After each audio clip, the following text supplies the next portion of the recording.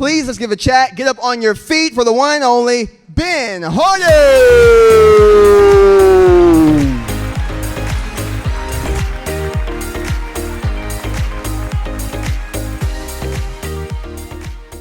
So this is Viktor Frankl. Chances are you've heard of Viktor Frankl, wrote a very famous book called Man's Search for Meaning about 60 years ago, sold about 10 million copies. There's something very, very interesting about what Viktor Frankl was saying 60 years ago that cutting-edge research in neuroscience and positive psychology is now abundantly clear on. So this is what Frankl's core thesis was. He was watching people in the concentration camps and they were losing their minds. And there was one specific reason why. This is exactly what he said specifically in Man's Search for Meaning. And by the way, obviously, if you don't know, he was a Jewish person who was in the concentration camps of World War II. So he said, the prisoner who lost faith in the future, his future, was doomed. With his loss of belief in the future, he also lost his spiritual hold. He let himself decline and become subject to mental and physical decay.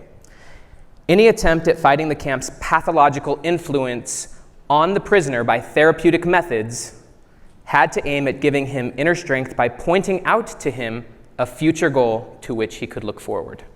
And this is his salvation in the most difficult moments of his existence. A man who let himself decline because he could not see any future goal found himself occupied with retrospective thoughts. Instead of taking the camp's difficulties as a test of their inner strength, they did not take their life seriously and despised it as something of no consequence. They preferred to close their eyes and live in the past. Life for such people became meaningless. So the core perspective that Frankl had, which was actually the opposite of what most psychologists at the time had, Freud, etc., most psychologists believe that as a person, who you are is fundamentally driven by the past. Freud thought it was childhood experiences. Frankl had a very opposite perspective. He thought your psychology, whether you were healthy or messed up, was based on how clear you had a sense of purpose or goal for the future. And in a very traumatic setting, such as a concentration camp, those who lost purpose or hope towards their future, they withered and died. So this was his perspective. This is a direct quote. It is a peculiarity of man that he can only live by looking to the future, which is why he always quoted Nietzsche, who said, "He who has a why to live for can bear almost any how." By the way, Frankl's why that allowed him to survive the camps, he actually specifically states it in Man's Search for Meaning. Before he got taken away, he was writing his first book. It was actually called The Doctor and the Soul. And it was laying out all of these theories, which then got verified while he was in the camps. While he was getting taken to Auschwitz, and by the way, he was hiding the manuscript. It was the only physical thing he took with him. He was hiding it on him for over 2 years. When he got transferred to Auschwitz, which is where his mother got immediately gas chambered and killed, they took the manuscript. And so when then he got transferred to another place called Turkheim, I believe, he started stealing scraps of paper and documenting it. And specifically in Man's Search for Meaning, he said that his desire to rewrite that book enabled him to survive the rigors of the camp. So his why was very specific. And I'm going to talk a little bit about that in a second. So this is where modern research is in psychology. This is a 2013 paper by Dr. Marty Seligman, Dr. Roy Baumeister, two of the top researchers in the world in psychology. And basically, current research is proving the opposite of what psychologists believed for over 100 years. For over 100 years, the belief was that as people, who we are is fundamentally driven by our past. You can, if you want to know who a person was, just get them on a couch, talk about their childhood, talk about their past experiences, and then it would make a lot of sense why you're all in this room right now. But the perspectives these days are actually proving the opposite. It's actually the future that's driving all of us. Every one of you is in this room because for some reason or other you think that this room is relevant to your future. Underneath the first word on this abstract, it says prospection. Prospection is a concept in psychology that is unique to human beings. As human beings, we are different, I guess you could say, from plants and animals because we spend 2/3 of our time thinking about our own futures. We are constantly weighing out, thinking about, considering the prospects for our future, thinking about, should I do this, should I do that, this strategy, or just this decision, that decision. We literally spend 2/3 of our time thinking about our own future. And then we consider those futures, and ultimately we make decisions in the present based on the future that we most see for ourselves. So this, and by the way, one other quick thought is that your brain, from a neuroscience standpoint, is considered a prediction machine. Everything you see and do is your most accurate prediction of what's going to happen in the future. And learning is the basically process of updating those predictions. As you learn new things, your brain gets a little different at predicting what's going to happen when you behave and when you do things. So human beings are not driven by the past. We're actually pulled forward by the future that we're most committed to. Emphasis on the word most committed to. And this was one of the things that actually Aristotle also believed. He had what he called 4 causes, which he used to explain the nature of how things worked. And if you look at cause number 4, which is called final cause, he used this to explain human behavior. Final cause is based on what is called teleology. In philosophy, teleology is the idea that everything that exists for an end. So for example, if I got up to go to the fridge, it was some goal or end that led me to getting up and walking to the fridge. It's the end that actually drives the behavior. Every human action is actually driven by a goal. Even if you just get on social media to scroll or do nothing, even if your behavior was triggered, there's still a goal that pops up, and you then fulfill that goal if you get committed to that future. So everything you're doing is basically driven by the future that you are most committed to as a person, which brings up a lot of interesting questions, but we'll get to that in a second. In the book, The 50th Law by Robert Greene and 50 Cent, they said something very interesting, which points to one of the big challenges with most people's future that's driving them. We're all being driven by the future. The question is, what is the future that's driving most of us? This is a specific quote from this book. By our nature, as rational, conscious creatures, we cannot help but think of the future. But most people, out of fear, limit their view of the future to a narrow range. Thoughts of tomorrow, a few weeks ahead. Thoughts of tomorrow, a few weeks ahead, perhaps a vague plan for the months to come. We are generally dealing with so many immediate battles that it is hard for us to lift our gaze above the moment. It is a law of power, however, that the further and deeper we contemplate the future, the greater our capacity to shape it to our desires. So this is the conundrum for most people. Most people's future is being driven by either short-term rewards, and we live in a very interesting world of dopamine, where we are needing shorter and shorter and shorter dopamine hits to get us going, or immediate battles. The goals are so immediate that they're next week, next month, maybe next month. Mostly it's buy the groceries, get to work, get to school. It's all urgent battles. And so most people's future is 1 day ahead, 2 days ahead, maybe a week ahead. This is the hamster wheel. And so there's really a battle going on between your present and your future self. And this is what psychologists have spent the last 10 years abundantly studying. This topic is becoming one of the fundamentals, I guess you could say, of current psychological thought. This is actually a TED Talk that was given in 2011. And in this talk, he explains that future self is always at the disadvantage of the current self because current self gets the rewards right now. Current self can pick up a donut. Current self can get on social media. And there's another researcher called Hal Hershfield. He's kind of one of the lead researchers on this subject. And he's found that most people are not connected to their long-term future self, but that the more connected you get to your long-term future self, the person you want to be 5, 10, 15 years into the future, the higher the quality of the decisions you make right now. And you can actually determine how well your decisions are right now based on where you think that those decisions are going. And back to Aristotle, Aristotle's belief was that intelligence is the exact same thing as intentionality. The more intentional you are, the more intelligent you are. The more you consider where this thing is going. So now I'm going to just take you through a few steps of how you can actually take some of these ideas and run with them. I'll blend some of it with Frankl. I'm also going to blend a little bit of it with a different book that I'm writing right now, which is called 10x is easier than 2x. So I'm just going to break you through, in these last 10 minutes, a few steps. The first one is defining your contextual purpose. Viktor Frankl, when he was talking in the concentration camps about the fact that you needed a purpose in order to have meaning in your life, and very much your view of your future determines how cognitively or mentally and emotionally happy you are.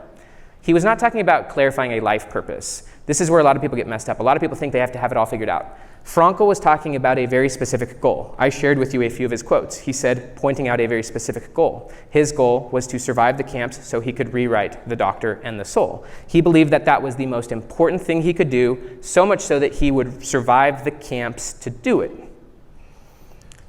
So by defining contextual purpose, I'm saying, what is the specific goal that is so important that the why becomes strong enough that the how takes care of itself, I guess you could say.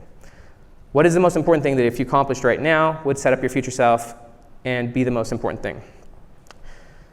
I find it easy when it comes to defining contextual purpose. And when I say contextual purpose, I'm saying right now you're in a context and your future self is in a different context. Your past self was very different. If you were to talk to my past self 5 years ago, I would have a different purpose. I was also a slightly different person. Just like your future self will be a different person. Your future self will not have the same purpose as you do now because they will be in a different place. They'll be in a different context. I find it easy to define 3 priorities. This is what Jim Collins said in Good to Great. If you have more than 3 priorities, you have none. If you were to talk to me right now, these are pretty much my 3 priorities. This is my contextual purpose over the next 5 years. If you spoke to me 5 years ago, getting a PhD would be on there, maybe becoming a professional writer would be on there. These, given my current context and given my perspective of my next level future self, these are my 3 priorities. As you heard, 6 kids, we adopted 3 of them from the foster system. The older 3 are now 10, 12, and 14. So yeah, the next 5 years is pretty intense for them. So that's where I'm going to be investing a lot of my energy and effort. One of the things that Hal Hershfield found is that if you get really connected to your future self, you start to view them as a friend. You start to have empathy and compassion for them. You also start to want to go out of your way to help them, just as you would a friend. If you have someone who's a really close friend to you, you're not upset getting up in the middle of the night to go help them. So just as Hal Hershfield talks about how if you get really close to your future self, you'll be happy to sacrifice for them, I more see it as making an investment towards your future self. Everything you do at this present moment is either a cost to or an investment in your future self. And it becomes really important to ask yourself, what do you want to optimize yourself for? These are the 3 areas that I want to optimize myself for. These are the 3 areas where I'm going to make daily, consistent investments because I know that if I invest in these things, they can begin to compound in amazing areas. Just as my past self, who really wanted to become a professional writer, spent hours and hours and hours blogging, writing articles, learning how to write viral headlines, learning how to get book deals so that future me could write books. Here's step 2, and this is where it gets a little counterintuitive. Clarify your vision. After you've gotten really specific about what you want, and this is where I'm going to get into a little bit of why 10x thinking is actually easier than 2x. Big goals are actually easier and simpler than small ones. I was recently at a meeting. It was called Genius Network. It's a big event, and the person who led that meeting was named Joe Polish. And he asked everyone to answer this question. He said, if you wanted to raise your profits by 10%, what would you do?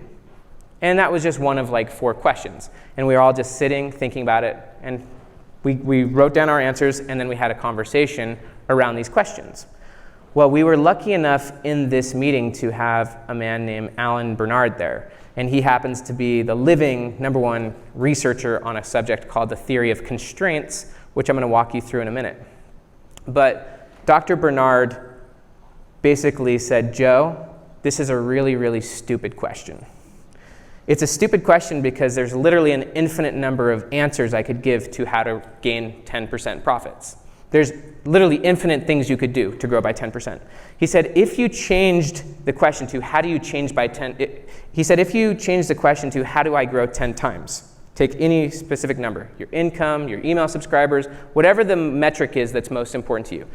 Rather than trying to grow by 10%, if you grew 10 times, this is where you start to get really constrained.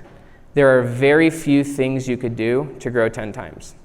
Almost everything you're doing would stop you from growing 10 times. Almost everything is irrelevant to true growth.